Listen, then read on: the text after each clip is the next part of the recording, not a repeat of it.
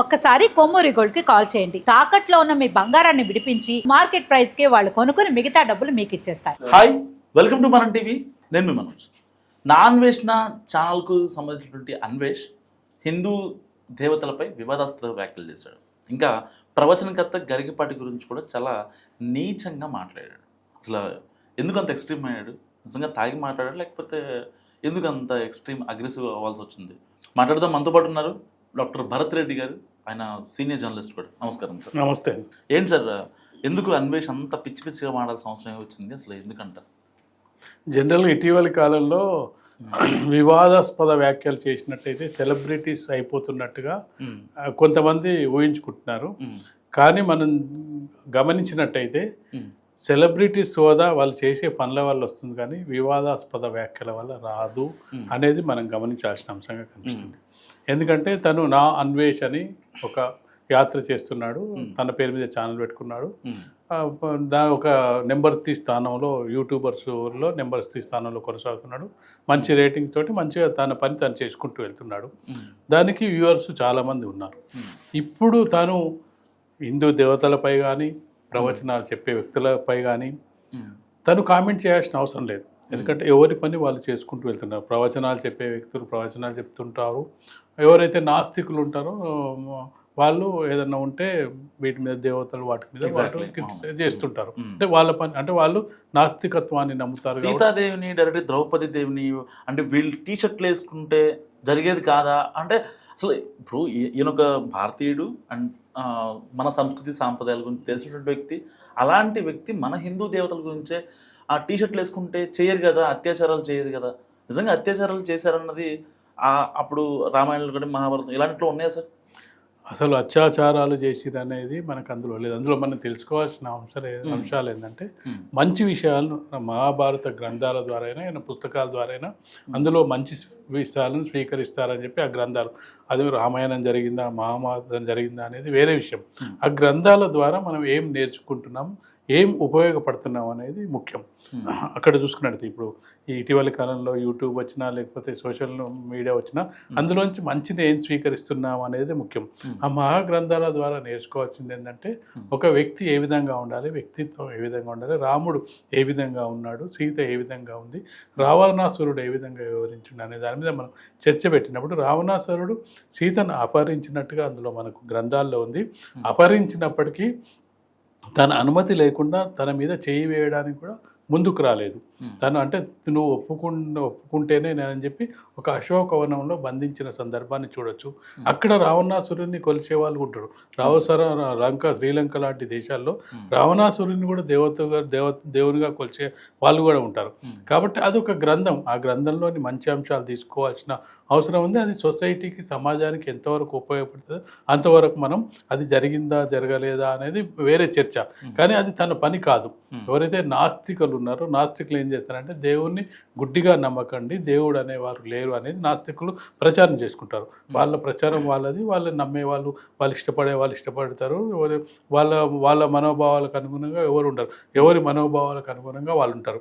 దేవుణ్ణి వెళ్ళాలంటే వాళ్ళ ఇష్ట ప్రకారం వెళ్తారు, గుడికి వెళ్ళాలంటే వాళ్ళ ఇష్ట ప్రకారం వెళ్తారు, పూజలు చేయాలంటే ఎవరి ఇష్టం వాళ్ళ సొంత నిర్ణయం. ఆ నిర్ణయాన్ని ప్రశ్నించే అధికారం ఎవరికి లేదు. స్వేచ్ఛ గురించి మాట్లాడుతున్న సందర్భంలో స్వేచ్ఛ అందరికీ ఉంటుంది, కానీ ఎదుటి వ్యక్తి స్వేచ్ఛ హరించే విధంగా ఉండకూడదు. నా అన్వేషణకు సంబంధించి ఏదైతే తను అన్వేష్ మాట్లాడాడో తను ఇప్పుడు ఈ వ్యాఖ్యలు చేయడం వల్ల తన యూట్యూబర్స్కి, తను భారతీయ వ్యక్తికి సంబంధించిన వ్యక్తి, భారతీయ సంస్కృతికి సంబంధించిన వ్యక్తి, ఆ యూట్యూబ్ ద్వారా ఎంతమంది డిస్కనెక్ట్ అవుతారో చూసుకోవాల్సిన అవసరం ఉంది. ఎందుకంటే ఇవి నచ్చకపోవచ్చు. తనకు ఆ 3rd ప్లేస్ రావడానికి కారణం ఏంది? తను ప్రపంచ దేశాలు తిరుగుతున్నాడు, దాని ద్వారా మొత్తం తెలుసుకుంటున్నాడు, యాత్రలు చేస్తున్నాడు. దీని ద్వారా తను ప్రచారంలోకి వచ్చాడు. అంటే ఆ ప్రచారాన్ని నమ్మిన వాళ్ళు, దాన్ని ఇష్టపడ్డ వాళ్ళందరూ కూడా తనకు సబ్స్క్రైబ్గా మారడం జరిగింది, తను లైక్ చేయడం జరిగింది. ఈ వ్యాఖ్యల ద్వారా వాళ్ళు లైక్ చేయడానికి, ఎవరైతే ఈ వ్యాఖ్యలు నచ్చని వాళ్ళు ఉంటారో వాళ్ళు డిస్కనెక్ట్ అయిపోతారుగా. అంటే దీనివల్ల తను సాధించింది ఏంటి? తనకున్న ఎవరైతే సబ్స్క్రైబర్స్ తను అభిమానించే వాళ్ళు ఉన్నారో వాళ్ళ మంది నుంచి కట్ అయిపోతున్నాడు కదా. అలాగే గరికపాటి ప్రవచనాలు ఉన్నాయి. ఆ ప్రవచనాలు లక్షల మంది చూస్తుంటారు. అది కొంతమంది దాన్నే మానసిక వికాసం అని కూడా అంటారు. మనం చూసుకున్నట్టయితే బయట చాలామంది మానసిక వికాసం కోసం పోయి క్లాసులకు కూడా వెళ్తుంటారు. అందులో వెతుక్కుంటే మానసిక వికాసం ఉంది, మంచిగా ఉండాలి, పద్ధతిగా ఉండాలని చెప్తుంటారు. అది స్వీకరించే వాళ్ళు స్వీకరిస్తారు, అసలు వద్దనుకున్న వాళ్ళు చూడరు, అది వాళ్ళ ఇష్టం. ఇప్పుడు నేను బలవంతంగా మనం రూమ్లో బంధించి అయితే ఎవరిని ఆయన ప్రవచనాలు వినిపించరు, మనం బలవంతంగా ఇంటికి వచ్చి నువ్వు వెళ్ళి గుడికి వెళ్ళని చెప్పి ఎవరిని బలవంత పెట్టరు, ఎవరిష్టం వాళ్ళదు. కాబట్టి ఇలాంటి వ్యాఖ్యలు ఇటీవల కాలంలో ఎక్కువైన సందర్భాన్ని మనం చూడొచ్చు.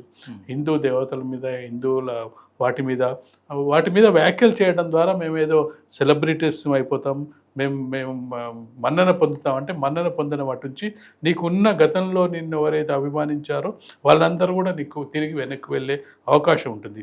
నీ పర్పస్ ప్రకారం వాళ్ళు నిన్ను అభిమానిస్తున్నారు, ఆ పర్పస్ నేను లేదు, వేరే పర్పస్లోకి వచ్చినావు.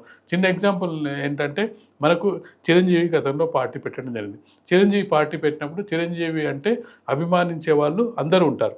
కాంగ్రెస్ పార్టీ వాళ్ళు ఉంటారు, బీజేపీ వాళ్ళు ఉంటారు, టీఆర్ఎస్ వాళ్ళు ఉంటారు, టీడీపీ వాళ్ళు ఉంటారు, అందరు ఉంటారు. ఎప్పుడైతే చిరంజీవి పార్టీ పెట్టాడో అందరి వాడైన చిరంజీవి ఏమవుతాడు, కొందరు వాడవుతాడు. అంటే మిగతా పార్టీ వాళ్ళు చిరంజీవికి దూరం అవుతారు. అది గమనించిన చిరంజీవి ఏం చేశాడు, నేను అందరి వాడిగా ఉండాల్సిన, సినిమా రంగంలో అందరిగా వాడిగా ఉండాల్సిన నేను ఈ పార్టీ పెట్టడం ద్వారా కొందరి వాడిగా మారిపోయాను. కాబట్టి నాకు ఈ రాజకీయాలు వద్దు, నేను మళ్ళీ అందరి వాడిగా ఉండాలని చెప్పి పార్టీని క్లోజ్ చేసి మళ్ళీ సినిమాలకు వచ్చారు. ఇప్పుడు సినిమాలో మళ్ళీ అందరి వాడిగా ఉన్నారు. అన్ని పార్టీలకు సంబంధించిన నాయకులు కూడా ప్రజలు అతన్ని ఇష్టపడతారు. లైక్ మన తమిళనాడు కూడా అంతే. రజనీకాంత్ కూడా చాలా కాలం పాటు నేను పార్టీ పెట్టాలని చాలా ఆలోచన చేశాడు. ఒక డేట్ ఫిక్స్ చేశాడు, పార్టీ పెడతా అన్నాడు. చివరికి పార్టీ పెట్టడం వల్ల ఏమవుతుంది, మిగతా పార్టీలో ఉండే వాళ్ళు ఆయనకు వ్యతిరేకమవుతారు. అన్ని రోజులు అభిమానించిన వాళ్ళు వ్యతిరేకమవుతారు. తను ఏం చేశాడు, చివరికి నేను పార్టీ పెట్టదలుచుకోవాలి, అసలు రాజకీయాలకు రాదలుచుకోవాలని చెప్పాడు. కాబట్టి అతనికి ఉన్న అభిమానులందరూ కూడా ఆ విధంగానే ఉన్నారు. కాబట్టి ఇప్పుడైతే ఈ అన్వేష్ అనే అతను తన ఏదైతే నా అన్వేషణ అని చెప్పి ప్రపంచ దేశాలు తిరుగుతున్నారో ఆ వ్యూవర్స్ కట్ అయిపోతారు. మీరు చూడండి, ఇప్పుడు ఒక 4-5 రోజులు, వారం రోజులు ఏదో చర్చల్లో సబ్జెక్ట్ ఉండొచ్చు, కానీ తనకు ఉన్న వ్యూవర్స్ మెల్లగా కట్టే అవకాశం ఉంటుంది. ముఖ్యంగా మనం చూసుకున్నట్లయితే ఇలాంటి ఆధ్యాత్మిక దేవతలు ఇట్లాంటి మీద వచ్చినప్పుడు ఖచ్చితంగా సెంటిమెంట్లు పనిచేసే అవకాశం ఉంది. ఖచ్చితంగా కూడా ప్రజలు కొంత ఆవేదనకు గురయ్యే అవకాశం ఉంటుంది. ఏంది ఈ దేవతలని మేము పూజించే వాళ్ళని ఈ విధంగా అంటారని చెప్పి కొంత వాళ్ళు ఆవేదనకు గురై అతన్ని దూరమయ్యే అవకాశం ఉంటుంది. కాబట్టి ఖచ్చితంగా సెలబ్రిటీస్ హోదాలో ఉన్నవారు ఖచ్చితంగా ఇవన్నీ గమనించాల్సిన అవసరం ఉంది. తను చెప్పిన సందర్భం ఏంటంటే, శివాజీ వ్యాఖ్యలను పురస్కరించుకొని చెప్పడం జరిగింది. శివాజీ వ్యాఖ్యలు ఏంటి, మంచిగా ఉండాలని చెప్పి 2 పదాలు అశ్లీల పదాలు వాడిన దానికి క్షమాపణ చెప్పడం జరిగింది. దాన్ని ఉద్దేశించి తను చెప్పింది ఏంది, అప్పుడు టీషర్ట్ చేసుకున్నప్పుడు రేపులు జరగలేదా, రేపులు జరుగుతాయా, అండ్ ఇంత పెద్ద వ్యాఖ్యలు చేయాల్సిన అవసరం ఉంది. సందర్భితం కాదు. లేకపోతే తను చెప్పింది కూడా శివాజీ చెప్పింది ఎవరి గురించి, సినిమాల్లో వాళ్ళ గురించి చెప్పిన, మొత్తం భారతీయ మహిళల గురించో, తెలంగాణ మహిళల గురించో, ఆంధ్రప్రదేశ్ మహిళల గురించి చెప్పలే.